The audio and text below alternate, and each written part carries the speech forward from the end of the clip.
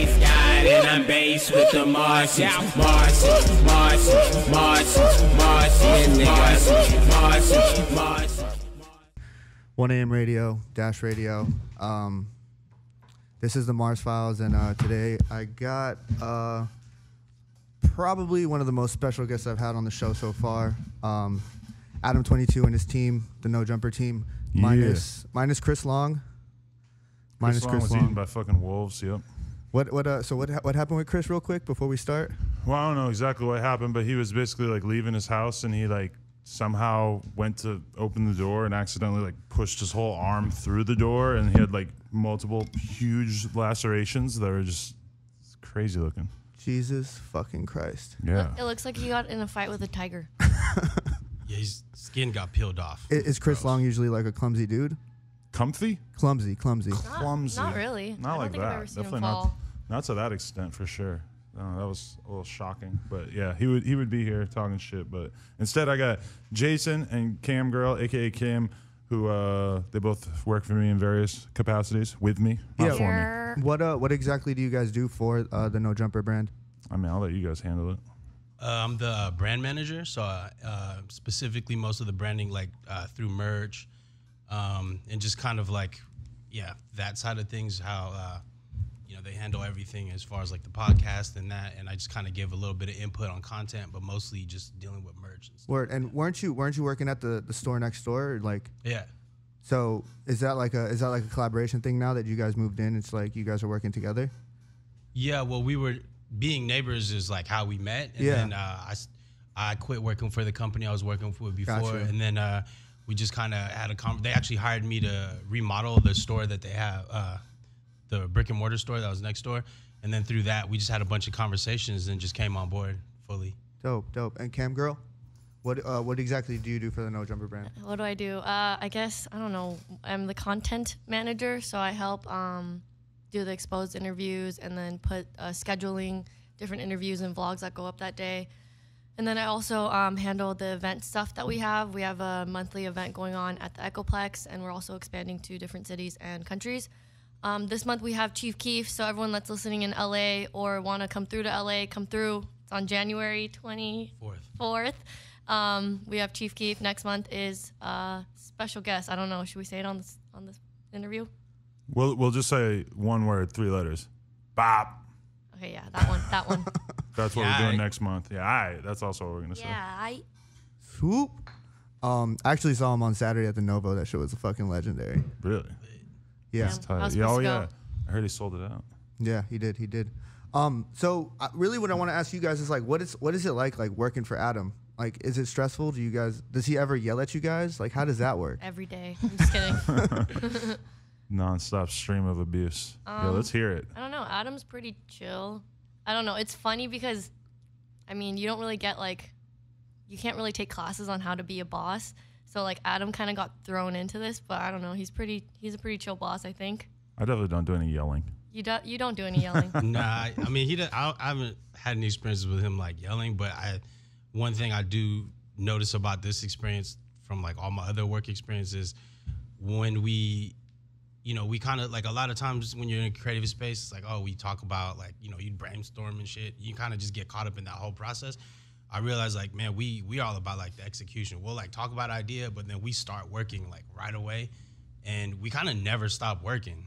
So it just seems never not like, working. Yeah. Hashtag. Yeah, Straight exactly. up, though, like, Very appropriate. I mean, I've never like my work hours are crazy. Like I never know, where we could be at the studio till 2 from live streaming and stuff. But like through that whole process, man, we're constantly working. We're always doing stuff. We're always building on something. So it's fast paced, but I don't feel like he's he's pretty aggressive in like a really like positive way.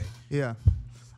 Question. So at what point did you decide, Adam, that you had to like bring more people onto the team to expand like the No Jumper brand itself? Well, I mean, I always had people on the BMX side because I need like people to help me like work the books with the BMX business and everything, and then from the perspective of like just having people to work in the bike shop and just people to help run the blog and everything like that. But actually, Cam Girl was the first person that I brought on for No Jumper. Like when I was still just doing interviews and like we just went out to some bar one night, and I wasn't, God. I wasn't sure if she was asking me out for a drink because she liked me, or Definitely if she, not. No, I was not down. that wasn't it. But like but then we just ended up talking, and she was like kind of asking me about like advice for like how she should like, you know, go forward with her career. And then completely unrelated, I was like, you know, sort of realizing like at that time, like I need to hire people to help me run things. And at the time, the emphasis was definitely on like us doing the live events and everything like that. So that's how she came on in terms of just,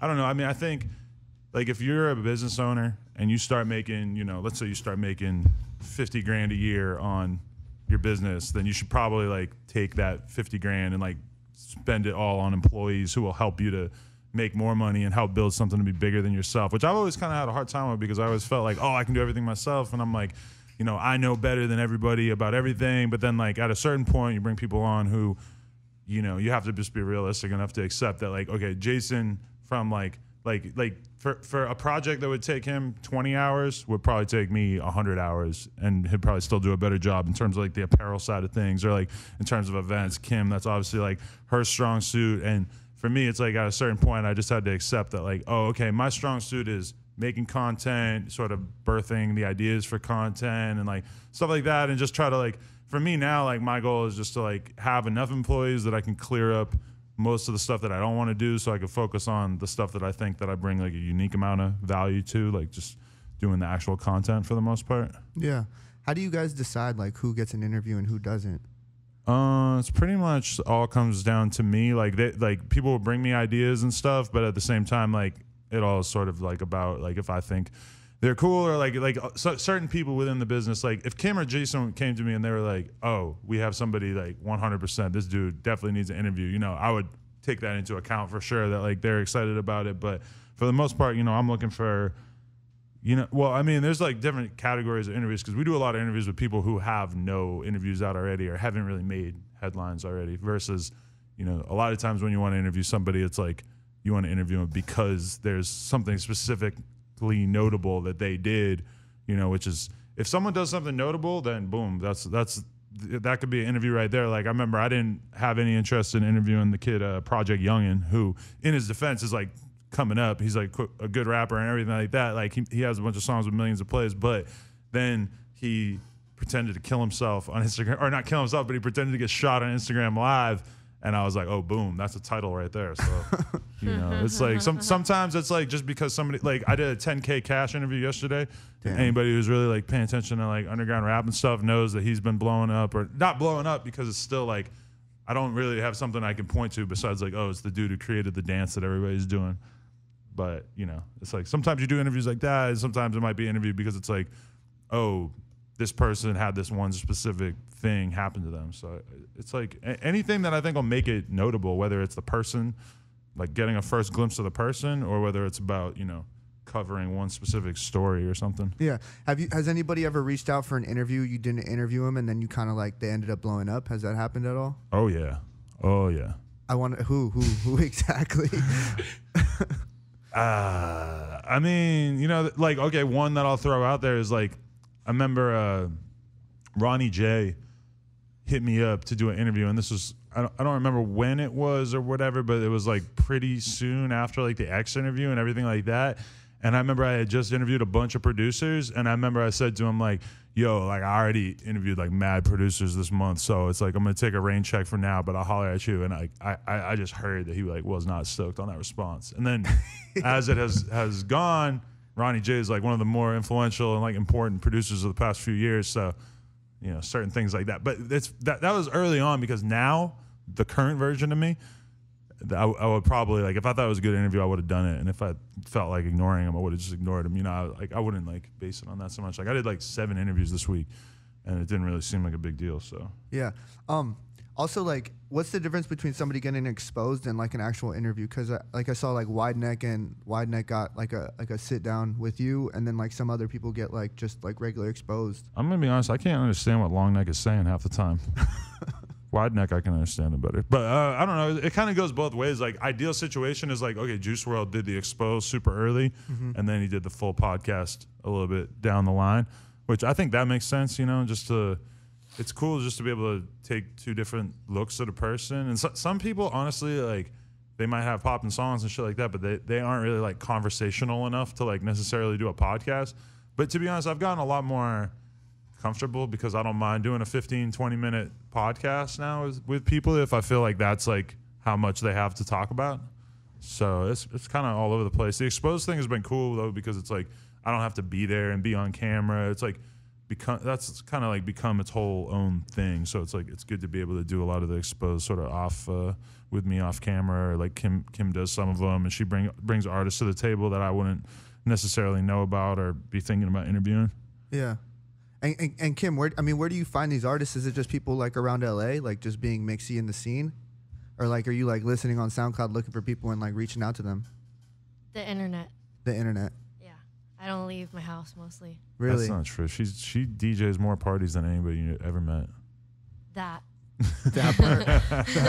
That part. Although I don't know if she finds the artists that she would want to interview at those parties, but I don't know, just literally the internet. I'm on different streaming platforms all the time, looking around, lurking around on Instagram, seeing what like I don't know people are putting on their stories or doing on their TikToks, and yeah, just a lot of lurking.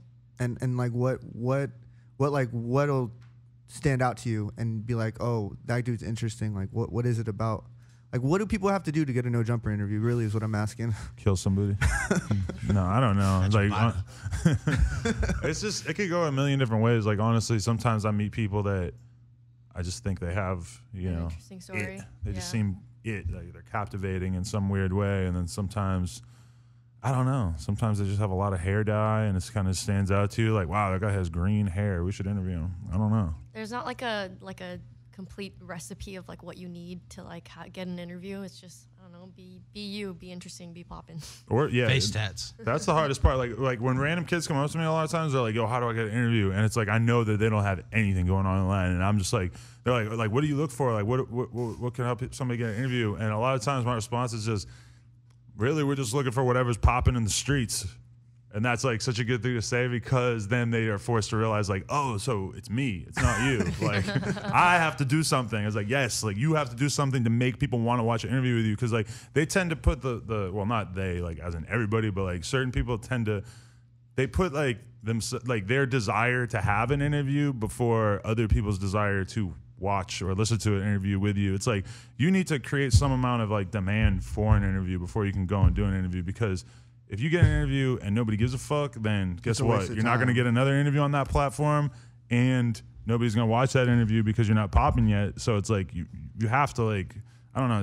It's a weird thing for me to like constantly, and I get it 100% because I've, more than anybody you ever met in your life, I'm just obsessed with interviews. Like I've been reading interviews since I was a little fucking kid, and that's always been like one of my most fascinating things was just to read somebody get profiled or have somebody talk about somebody, but at the same time, like, you know, I had to actually kind of like do some stuff in my life before people wanted to interview me. And a lot of people, I get it though, because it's like the ultimate, most like flattering thing to be interviewed. It's like somebody saying, hey, you're interesting enough that I'm just going to flatter you and just heap praise upon you by interviewing you. So I get why people want it so bad, but it's also like, you don't really want that super early. It's not a good idea. Yeah. I mean, how do you, because like the tweets that you put out maybe like a few weeks ago, a month ago, was basically saying like, bro, like if you have 200 followers, like I'm not going to interview you. And I agree with that, you know, because like exactly what you just said, you know, I'm really selective with my interviews as well.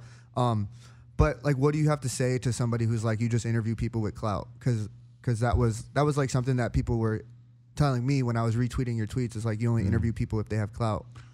I mean, the thing is that like, having clout is really, that's really kind of the whole thing, right? Like if you have Instagram followers, that's kind of proof that people give a shit about you. Like I knew, you know, and it's like, yeah, like how could you not have followers if people were genuinely interested in what you were doing with your time? Like I don't really understand that, but when you really like if you go and interview somebody who doesn't have any followers, then it's like you have no reason to think that anybody would really necessarily care, at least at that point. Like to me, when people say like, oh, so-and-so has clout, well, let's decode that. Has clout basically means has a base of people who are interested in what they're doing with their lives, creatively or otherwise. So it's like, I don't really see how that's a bad thing. Like people were like hating on me for interviewing Long Neck. It's like, bro, long neck guy has 1 million followers off having a weirdly shaped neck. Like, how is that not interesting? Like, actually, I totally get it. If you think it's not interesting, that's totally cool. But I think it's like a pretty understandable reason to want to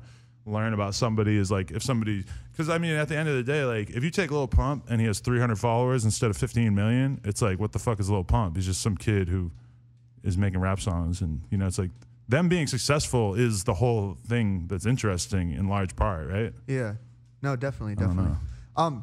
Did you ever do the Lil Pump interview? Man, yeah, but it never came out Why? because Pump called me at like 3 a.m. I was about to go to bed. This was over a year ago, maybe a year and a half ago. And my girlfriend said she was down, and we went to the studio, and he was just all geeked up, just recording a song. And we watched him record that song and then another song. And then around 8 a.m., we finally get back to my store to do the interview. And by that point, he was really fading. And so we started to do the interview, and it was just so stupid and awkward. And you know, I just decided like we probably shouldn't put this out. So I still do have it, but yeah, I don't know. I thought about making like a funny like 30-second version of it or something, but instead I was like, I guess I'm just not gonna put that out.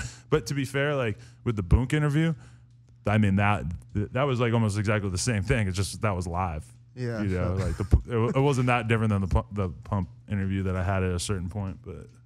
What do you think has been your favorite interview like that you've ever done? And I kind of want to know like.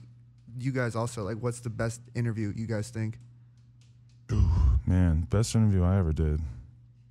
I don't know. There's just been so many and it's such a blur at this point. Honestly, I'm just gonna say Wide Neck because I did that the other day and I just thought he was so tight and like. Yeah, I watched it last night. Yeah, you like it? Yeah, I did. I mean, like not that it was like so. Not that it was the best like one I ever did, captivating or anything. but it was at the same time. I was just so surprised that he was so cool because there's like no reason for him to be cool. It was just a random mugshot. Yeah.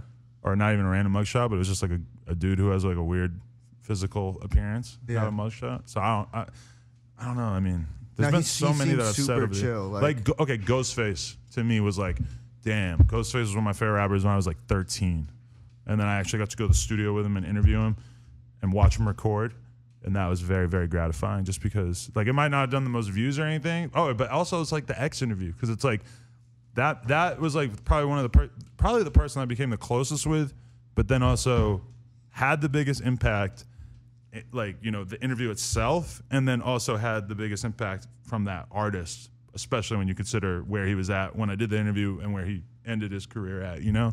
So that one stands out a lot to me too. How about you guys?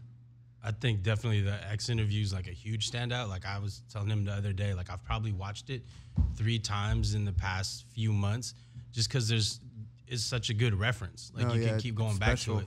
You know, yeah, there's so many good things in there, and you kind of see a lot of how all that played out today. But to be quite honest, like my favorite interview is really just our next interview. Like I just look forward to, like I like that process of like seeing somebody come in and learning about them. Like it's really interesting. So it's kind of corny, I guess, to say that, but it's not really who it is. It's just I really look forward to like when we have the schedule and like, oh, we're stacked up on interviews today. And then sometimes I'll remove myself to not sit in the room while the interview's going so I can go home and enjoy it, you know? Yeah. And just being a real fan of it. Fuck, that was a good answer. My favorite interviews are definitely like obviously artists that I like and that I am looking forward to their come up. Like for example, X was a good one. Zilla Kami and So Smooth. Yeah, Zilla Kami was a really good one. I like that one a lot. Especially because it was like they were waiting for that. They were saying no to other interviews and then waiting for the No Jumper. That one was tight. And like obviously Soulja Boy, Dennis Rodman, just funny moments like that. Oh, I wanted the Rico Reckless in there too because that was like that was so funny and. I always think about the Rico Reckless interview. I think about the fact that he was smoking all those blunts in front of an 8-year-old kid, but also just think about how funny it was. Like the other day, I was just thinking about it because I'm like, man, like I can't believe he didn't get his kids taken away over that. Like, yeah, because he was just like smoking hella weed. Like, what if they show up at your house? Because I was thinking about it in the sense like if I had a kid, then I should probably never talk about doing drugs on a podcast ever again. Because like, what if they show up at your house and take your kid? Yeah. No, definitely. I don't know. I mean, do you think you and Lena are going to end up with a kid the next couple of years? Yes. Could happen. You never know. Depends on if I let anything slip out or anything. I don't know. Yeah. Cam girl, do you ever plan on getting like in front of the camera and doing interviews? Or are you like being behind the scenes more? I'm cool with whatever. She does stuff in the vlogs, and I go with the flow. she did some stuff in Korea. That's Yeah, that shit's coming out soon. I'm just working on getting the music licensed. We have a Korean music documentary coming out on No Jumper soon. Damn, that sounds lit as fuck. With the label stuff, speaking of music licensing with the label and stuff, it was just like a 1-year deal you said with Atlantic? That's what it was? I mean, I had a 1-year deal, and it was kind of like, to be honest, it was like, that was one of the only times in my life that I ever did a deal or did something just for money. Because like I really didn't want to do it and didn't really like see the value in it. Like I'm kind of like a one-sided person in the sense that like, and they always knew that like my time was like clearly just being prioritized on building up my YouTube channel and everything like that. And then, you know, I remember the first time I had to go to a meeting in Atlantic, and I was just like, it was like a busy ass day where I had like 4 interviews, and I had to like sandwich this meeting in between a whole bunch of other stuff. And I'm like, man, like you're really doing something that you didn't want to do for the check. Like, wow, you finally did it. Because it's like, I felt like my whole life I've been avoiding that. Like I ain't really had a job since I was like 18. So yeah, and then it just kind of didn't, I don't know. It was just, it wasn't really going 100% great. We reached the end of the 1-year deal. I'm looking at the situation like I could get more money if I did want to do this elsewhere, and I don't really care about doing this. So, you know. So label's not something that you're into anymore? I mean, I'm kind of interested in the idea of like helping out a label, or I think I'm more interested in the idea of like being able to just sign artists myself and then bring them to labels, just in the sense that like, I don't know, it's just not really, to be honest, it's like the YouTube thing has kind of fucked my head up in terms of like money and everything, because it's like I see so much potential in terms of building up No Jumper as a YouTube channel that to then go and like do some random deal with a label or whatever, it just doesn't really appeal to me. It's just like taking time away from something I'm like way more focused on. And also I feel like you know the effect that happens where you have somebody like, okay, like a Lily Singh or like like there's a lot of YouTubers who've done this over the years, like where they have a popping YouTube channel and then they go and they do a lot of other mainstream media, or they get a TV show, or they do this, or they do all this other stuff, and then ultimately like put less attention on their YouTube channel, and then at some point like their mainstream career doesn't work out, so they end up trying to go back to the YouTube channel more, and then it doesn't really work because the people are already over it. Like I'm very influenced by Shane Dawson, because I saw him last year basically just go 100% on his YouTube channel and just go crazy. Like a lot of people have this idea where you have to graduate past YouTube at some point, and like it would be so much better to have a Netflix show than a super poppin' YouTube channel, and I just don't really buy into that. Like I feel like I know enough people that have had poppin' YouTube channels and then went and tried to do something else and hated it. And that's kind of, I mean, I didn't hate the Atlantic thing so much as I just wasn't suited to do it. Like it was such a weird feeling going into the office and like being an employee. And I'm like, I'm just so not an employee. I've been going in here for a year and I don't know any of these people. I literally have been in this building like 50 times and I know 1.5 people's names here. I don't know. Just like, it was just a weird thing for me. I don't know. I'm just like, for me, I'm just focused on my channel. I just want to make the channel as good as possible. It's just, I don't know. And with the No Jumper News stuff, like I know you were like looking for somebody to do it, but then you just ended up doing it. What happened there? There's nobody was good enough? I mean, No Jumper News is like a separate project that we've been working on that's different than the videos I've been doing on my personal channel. Like No Jumper News, we've done a bunch of test shots with different people and stuff, but I've sort of realized like how much work it really is to like build up that rapport between people, to have people like on camera and just being good on camera together. Like that really is a shitload of work. So we've shot a bunch of stuff that we just decided ultimately to not put out. So we're sort of like working on the production method and everything like that, just because it's like if you're gonna make these like news clips that are like interview news clips or not interview but like podcast style news clips or whatever, it's like you have to get the production done so well that you could have it out like an hour or two after you're done. And yeah. So what would be the difference between the No Jumper News and what you're doing? What it's actually going to be like the ideal situations is like, you know, the No Jumper News things that I've been doing on the Adam 22 videos, excuse me, that I've been doing on my channel. Those are just like edited, produced clips that are just like sort of like a little show that I made on my own. But then the actual news things would be more like you get me and a couple other people on camera. It doesn't necessarily have to be me, but definitely be me to start. And then we're just going to talk about some topic, you know, and then like make a video of the podcast chunk where we are talking about that thing. So it's more like the podcast, but like put into like a news form. Whereas like those things I've been doing on my regular channel, the Adam 22 channel, those are more like, it's more like me trying to do my own like Keemstar / PewDiePie / like YouTube thing. It's a little different. I don't know. Okay. So who's next up? Like, who do you guys think is next? I mean, obviously, like I would say like Blueface, but like he's already kind of gone. But like, Yeah, he's out here. Who's next up? That's an interesting question because there's so many people that, you know, Blueface is like next up, but at the same time, Blueface is already up, and like, you know, everybody's kind of like that, or not everybody, but there's a lot of people who are like that in the sense that it's like it kind of depends on how much you know about what's going on. Like I could sit here and say like, oh, Did you get a chance to listen to Little Slump's music? Lil Slump. We did watch Lil Slump on stream last night. Yeah. Did you get a chance to hear it? Did you hear Yeah. like Neck Ass Boy? What was it? Neck Ass Boy. Neckcast Boy. I don't think we saw that one. We did watch one video. I forget, but he's friends with Broke Baby and Trapstar and all them, huh? Yeah. Yeah. So he comes from that world. Yeah. Let's just say that he's up next for sure. Solid. Right? Is he legit in your mind? You know him? Yeah. Yeah. I know him personally. Okay. He's like my little cousin. Oh, really? Yeah. Yeah. Oh, okay. I gotta keep checking for him for sure. Yeah, no, he's tight. Shit, I'm just trying to think of somebody that I'm like actually. Well, like, okay, you could say Lil Keed or Lil Got It are like, Yeah. oh, they seem like super up right now and they could blow up and everything like that. But I don't know. To me, I don't feel like I'm saying some underground shit when I say that because I asked Gary V who was up next at ComplexCon and that's who he said. So I feel kind of uncomfortable giving his answer. Gary V said Little Keed at ComplexCon. He said Keed and Got It for sure. Get the Yeah, fuck out of here. I swear to God. He's tapped in. He's got a guy. He's got a dude who tells him what. I think he's got a consultant, but I don't know. Shout out to Gary V. I mean, do you have a guy?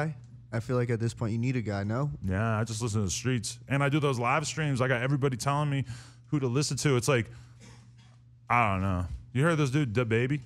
DaBaby? Yeah. Yeah, from North Carolina. Yeah, I think he shot somebody or something. Like, Yeah. he's somebody that everybody's been talking about the past couple of days. And, like, you know, I watched all his videos last night on stream. All right, I got him in mind. Like, maybe I could holler at him for an interview, whatever. But it's like, I don't know. It's like, in 2 months, are we going to be talking about him like he's already out of here? Because if we were talking about Blueface 2-3 months ago, nobody would be acting like he was out of here. Yeah. It's a weird. I mean, how do you thing. feel about the whole Blueface thing? Because there's like some people saying that like he's a plant. And also, how do you feel about the whole plant thing, like the industry plant thing? Like this is a conversation for everybody. Like, I mean, there's definitely plants, but I don't think Blueface is one of them. Blueface is too real. I don't buy it. I heard he him was at all. from Santa Clarita. Santa Clarita. Yeah, that's what I heard. I don't know I how have true no this idea. is. I don't know how true this is, but this is what I heard. I have no idea, honestly. Yeah, I don't know. I met Blueface when we did that interview back in September, and I like him a lot. I think he's like got all the star power in the world and stuff. He's like so not an industry plant though, because of the fact that like we had a conversation with his manager who was like, there was a lot of commotion about what deal he was going to sign when we first met him, you know? And like, I don't know. An interesting one is Baby Goth, because I just interviewed her last night, and a part of why we did the interview was because there's a viral YouTube video that's saying that she's an industry plant. Yeah, and I mean, what did you guys talk about? 'Cause If she was an industry plant or not? And what was her response?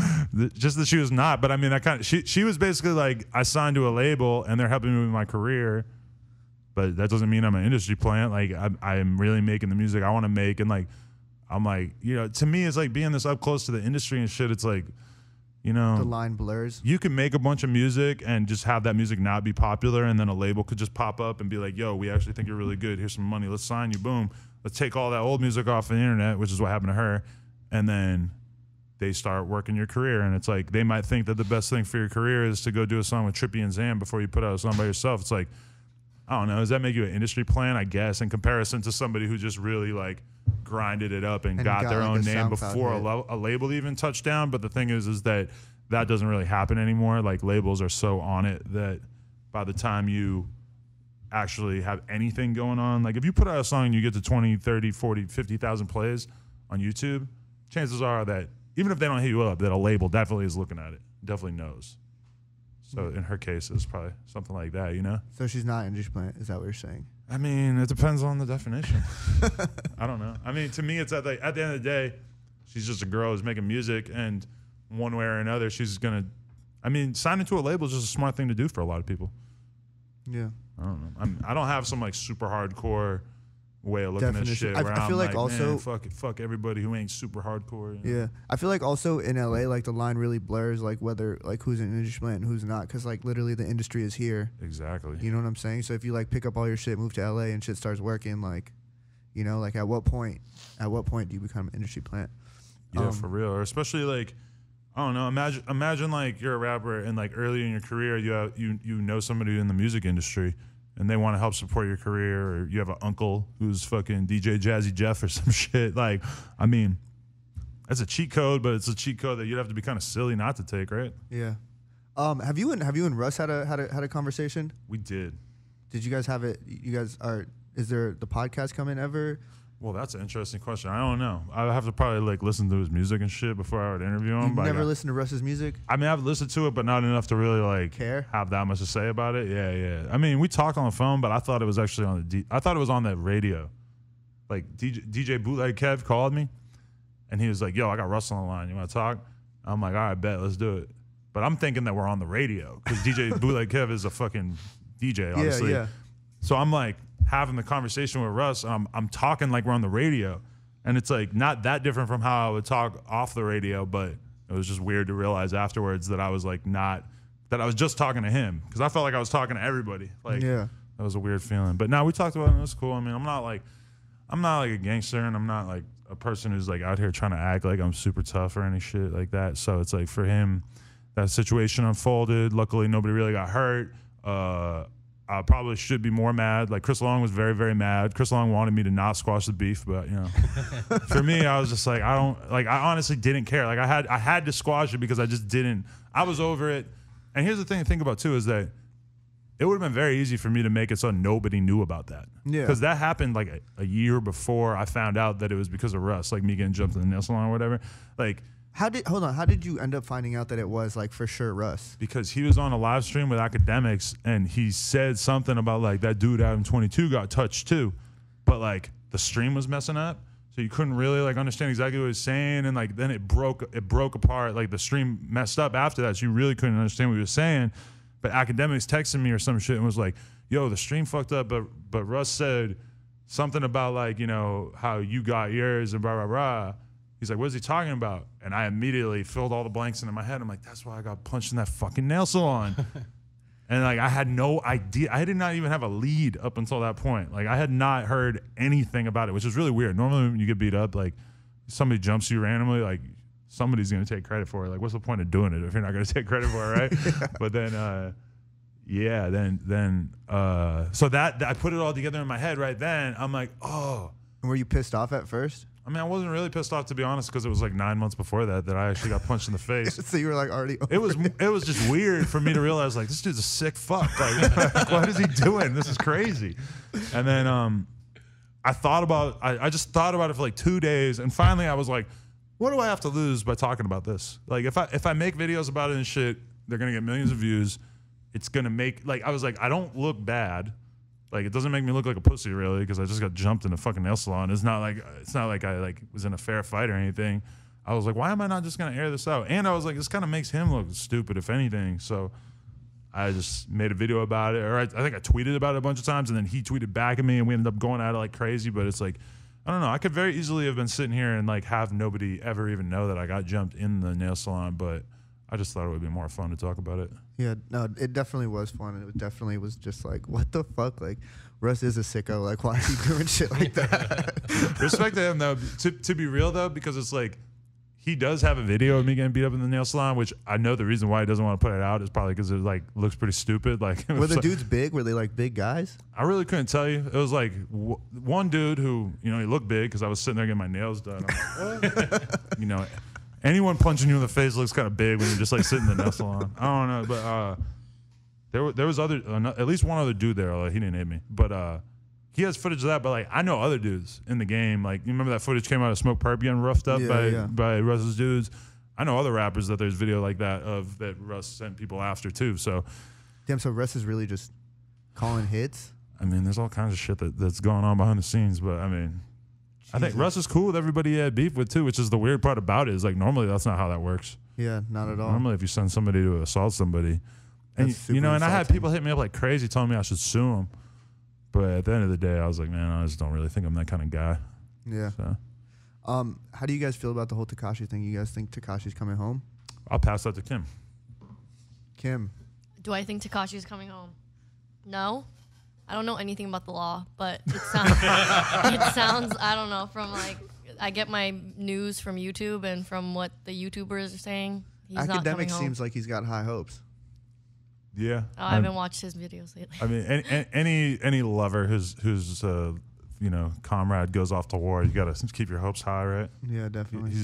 He wants his views to come back. Did you No, guys see Blueface and his baby mama? I did love see that. Yeah. I did love see that. But keeping it super up to date, did you see the video of Whack 100 at the football game implying yeah. that Yes. Blueface already fucked her? Oh my god. Yes. Smash last night. Probably gonna be talking about that in my video later today. Yeah, Wow. but Yeah. she's in New York? How would Blueface have had I mean, sex with her already? phone I mean, sex. they definitely have money. There's Like, they could have airplanes. flown her out. I mean, Blueface is a weirdo if he flew out to have sex with someone's baby mama the night of. That's super funny. I mean, I don't know. I think it'd be tight, and it'd be like what the internet kind of needs, you know? Like, we need somebody to keep the internet funny. We need That's what some I'm saying. fuckery. Yeah. The internet might not even know it, but it only has space for so many like face tattooed SoundCloud rappers at the time. That's why Blueface didn't really pop off till 6ix9ine went away, Yeah. because the Whoa. internet was like, we need this dude. And also, like, that's why like Lil Xan's music isn't really doing anything, but people still will like post clips of him doing stuff just because you just need somebody to kind of laugh at their antics, right? Yeah. Damn, what was I about to say? It totally spaced out because of the Blueface thing. Oh well, I'll let it slide. Yeah, Swoop.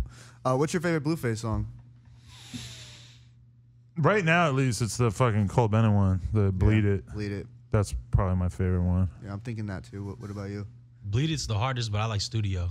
Studio. I can't really stand Studio. Yeah. Yeah, love to that me, that's song. like a song that kind of almost informs my view of what Blueface shouldn't do. I don't know, but maybe I'm wrong.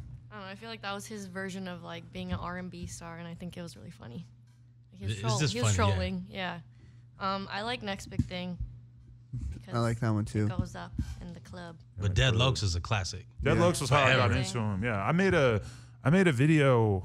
So if I interviewed in September, it was probably in July or August that I made a video, and I shouted out Blueface in it, where I was like, "Yo, this is this new rapper out of LA. Some people are fucking with him. Check him out."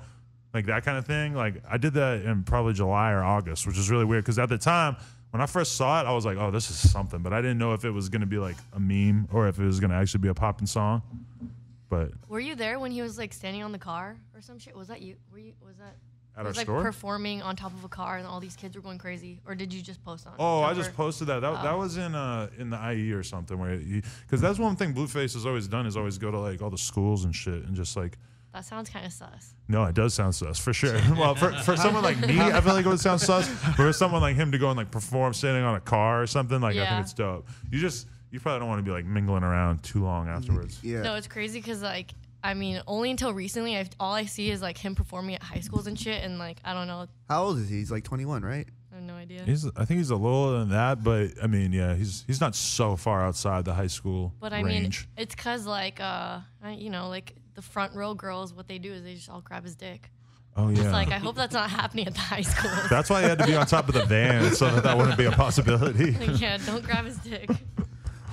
Stay away from the meat show, girls. I remember what I was gonna say now. So like we were talking about like all the face tats, like rappers with all face tats, and that Tekashi had to go away for Blueface to pop off. Right. Do you guys think that there's like a shift about to happen in rap music where people are gonna like move away from the face tatted rappers and move more into like the lyrical, more conscious stuff, or do you think we're I think we've always had, or not that we've always had, but we definitely have both. Like, meanwhile, like, yeah, 6ix9ine and Lil Pump are super popular and everything, but then at the same time, like, J. Cole, Kendrick, Drake. But we haven't had a Logic. new one. We haven't really had a new one. Like, Yeah. it's been a lot of fuckery. There's some truth to that. But those careers, like, if you're going to really become, like, a great artist, those careers take time. You know, it's like, Yeah. You know, Lil Pump, you might honestly be, what is this lady, a real crackhead or something? I She's don't know walking what's back and going forth on. just looking at us so weird. She's literally been there for like an hour. She's definitely a I'm crackhead. just saying, I've just been smiling at her. Mars is serving her. Low key. I just feel like, okay, like YB and Cordae is popping off, doing really good right now and everything. But it's like, if YB and Cordae is going to be a Kendrick 3-4 years from now, we won't know for years. Mm-hmm. So it's like, I don't know. I feel like those careers are harder to build, and they take more serendipity. Yeah. But- I think it's gonna like. I mean, I think it's already happening too, but going more towards lyrical or not lyrical, like melody, so like Juice WRLD and shit, like the singy, songy people. Yeah, I mean, there's like a million ways to be, not a million, but there's a lot of ways to be a popular rapper, you know? And it's like, image is one of them.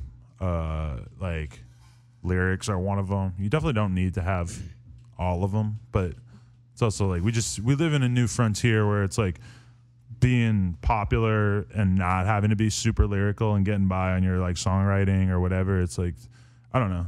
It's not really like surprising to me or anything though, because I've been listening to rap long enough that I remember when there was no lyrical rap in a sense. Like, How long ago was that? I don't know. What do you call it? NWA? I never thought of NWA as a lyrical rap. I never thought it was like Public Enemy might have had a message, but they weren't like lyrical rap. It wasn't until like after a lot of that stuff that being like this super dope rapper, like, sort of started to emerge as more of like a trope. Like to me, I mean, like, it's hip hop. Hip hop is like a nonsensical like hip hop. It's like literally like one of the first rap songs was like not even English. Yeah. Nursery rhyme. Like the name of hip hop comes from just making random noises.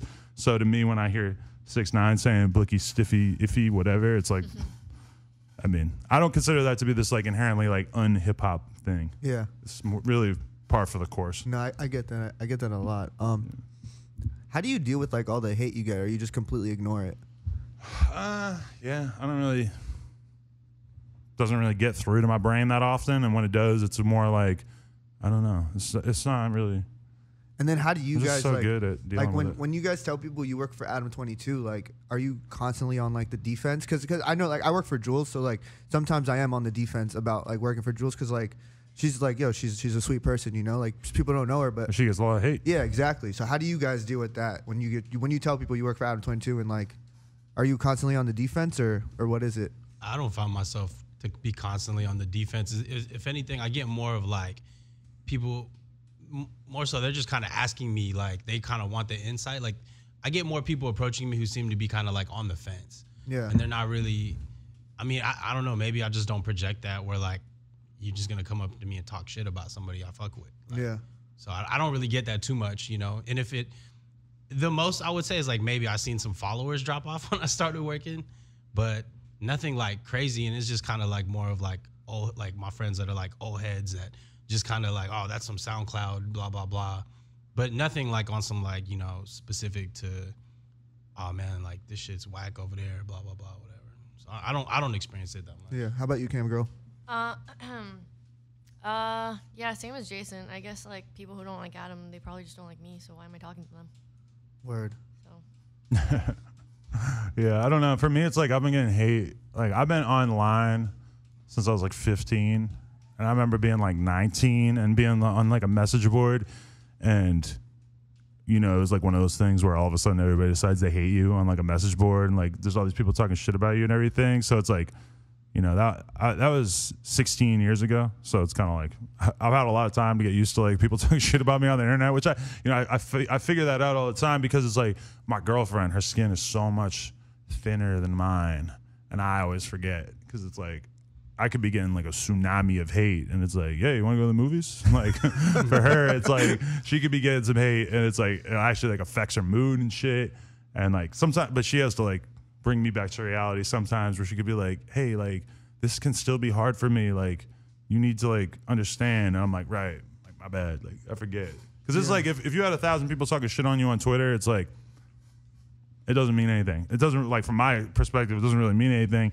I still have fans. I still get to go wherever I want, do whatever I want. Nobody does anything. But then if 1,000 people showed up at your house, you'd Then have it's every like reason to be worried. Yeah. So it's like it's very easy to see how like if you think of it like 1,000 people coming to your house versus 1,000 people talking shit about you on Twitter, they kind of feel the same for a lot of people like at first, but in reality, like one is a much more dire circumstance. Yeah. And also, it's like, I'm 35, so it's like, I'm kind of amazed that I'm not dead yet. So it's kind of like, man, I better enjoy this time while I got it. Because Why do you say that? Just because I didn't expect to make it here in the first place. And like, it just feels like, I just feel so like, I've just been around forever. And I finally like kind of made it the past few years. So it's kind of like, the most easy thing for me to think about when I'm like considering like, fuck, like it sucks that people hate me or that like a lot of people hate me, is kind of like, well, are you better off right now? Like, having done all this shit with No Jumper that you did like over the past few years, it's like, yeah, definitely I'm better off like from a financial perspective, from a happiness perspective, from everything perspective. It's like my life has gotten so much better over the past few years. So it's like, yeah, there's people that don't like me, but what the fuck do I care? It's like really like people not liking me is not really like my business. It's not really something I should be concerned about, you know? Definitely. That's how I think about it. And like, not to make it weird, but there is like certain allegations against you. Definitely.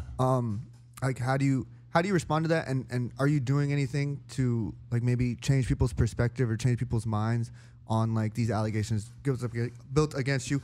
Because like you said, you've been on the internet for a long time, so there's like a lot of dirt, you know? There's like a lot of dirt to pick up. If I also think too, it's like in the 90s shit was different. You know what I mean? Like so a lot of things that nowadays, like the cancel culture and stuff like that is trying to like dig up on you was like not I'm not gonna say normal, but like it wasn't like a thing.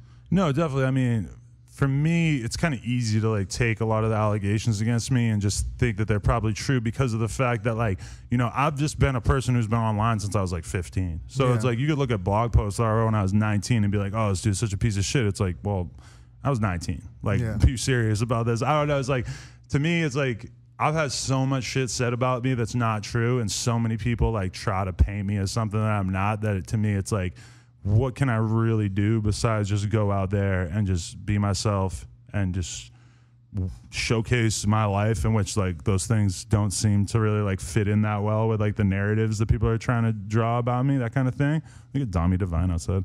Shut the fuck up. So I don't know. I'm just doing my thing, like putting myself out there like that. You know, I've denied a whole bunch of shit.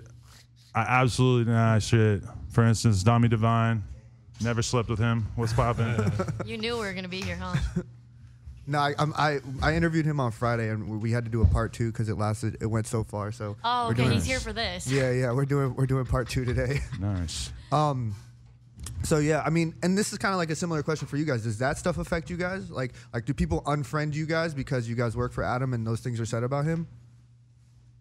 I don't know if it's specific to that, but I don't really got no clout online anyway, so Yeah, like, so it doesn't even matter. Yeah, it doesn't really affect me like that. But I mean, I'm also like, I don't think people just don't come up to me and conversate about stuff like that. You know, they kind of keep it to themselves. And I mean, the only hate I've ever really got from this is people who are like, yo, watch my video, put me on, give me an interview, and then I ignore them, and then those like, yo, my guy turns into like, fuck you in the DMs, like type shit. That's about it, really. And Cam girl? Same. Yeah. Word, definitely. So I guess we're coming towards the end of it. What's 2019 for Adam 22 and the No Jumper team?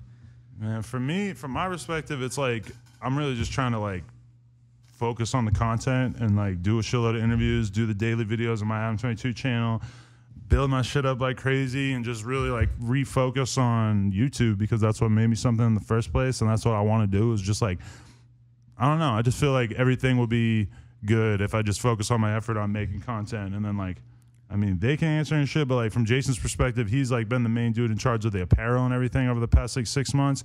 So it's like, from my perspective, that's just been a huge opportunity for us that like, you know, he's like a very key part of. And then Cam Girl with all the events and everything like that. It's like, or even like Cam Girl really helps me like run the YouTube channel in general, in terms of like a lot of the uploads and like having an actual schedule behind everything. And like, I don't know, we're just trying to like build shit and just keep making things better. And I don't know, they can answer too. Yeah, I mean, I feel like we got a lot more to grow. You know, we're just trying to do more and better. And it's kind of, you know, kind of cliche, I guess, to say that. But yeah, this started 2015 and he's laid down a lot. But, you know, it's a process to make something that's really worth anything. So I think we're still kind of in the beginning, and we're really, really you're gonna see a lot of changes, I think, this year. all for the better. You're gonna see the growth, I think. Definitely. For the events, we're going to continue doing the monthlies in LA at the Echoplex. And like I said, we're expanding. We're looking at New York. And then we are going to be in London for Wireless Festival. And we just have a bunch more expansions coming globally. Woo! No jumper. Word. Worldwide. Thank you guys for coming so much. Thank you, Adam.